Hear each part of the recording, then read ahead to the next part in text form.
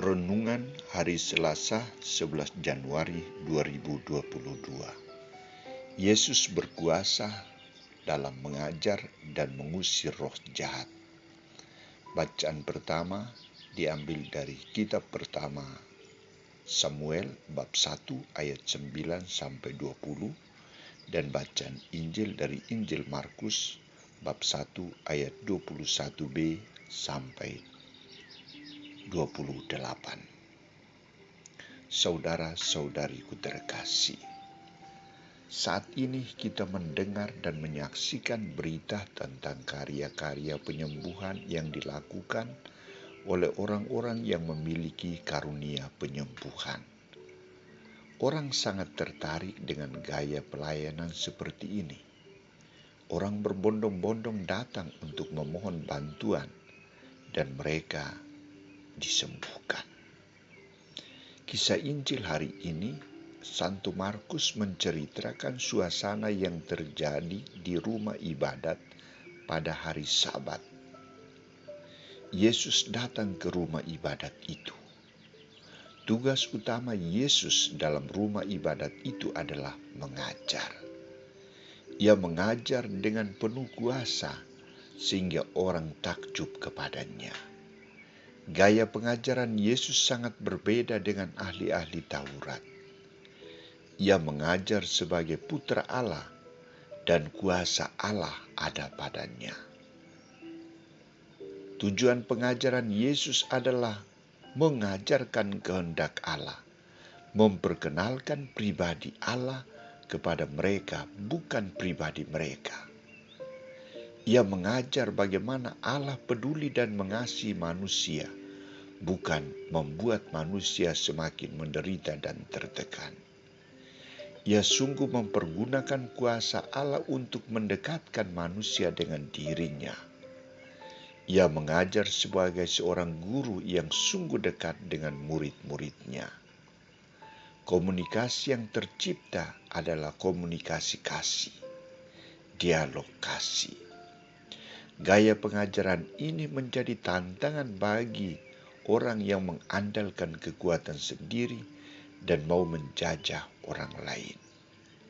Kuasa setan takjub pada gaya kepemimpinan Yesus yang penuh kuasa Allah. Maka orang yang kerasukan setan berteriak, "Apa urusanmu dengan kami, hai Yesus orang Nazaret? Engkau datang hendak membinasakan kami. Aku tahu siapakah engkau yang kudus dari Allah." Berhadapan dengan tantangan itu, Yesus tegas menegurnya, "Diam, keluarlah daripadanya." Roh jahat itu pun taat kepada Yesus. Ia menggoncang-goncang orang itu dan sambil menjerit dengan suara nyaring ia keluar daripadanya. Tindakan Yesus ini mau menunjukkan bahwa saat itu adalah saat bagi Allah untuk berbicara.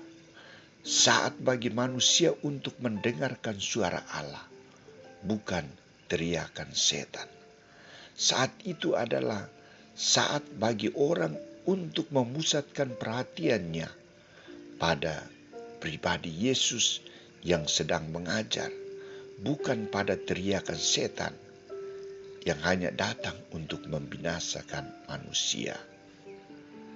Maka Yesus tegas menunjukkan kuasanya, melenyapkan setan dari hadapan orang yang kerasukan setan. Sabda Yesus yang perlu didengar. Yesus Putra Allah yang perlu diikuti dan didengarkan sabdanya. Karena ia berkuasa atas segala sesuatu. Roh-roh jahat diperintahkannya dan mereka juga taat kepadanya. Saudara-saudariku terkasih, bagaimana tanggapan kita atas sabda Tuhan yang kita dengar hari ini? Kita juga pasti kagum dengan gaya pengajaran Yesus, kagum dengan sikap penyembuhan Yesus.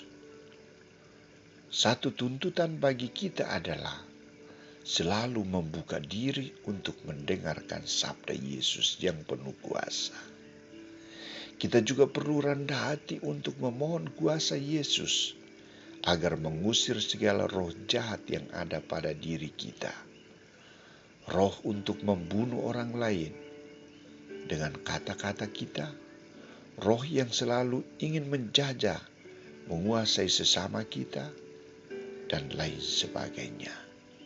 Kita hadirkan diri kita sebagai pembebas, penghibur, dan penguat bagi sesama yang menderita.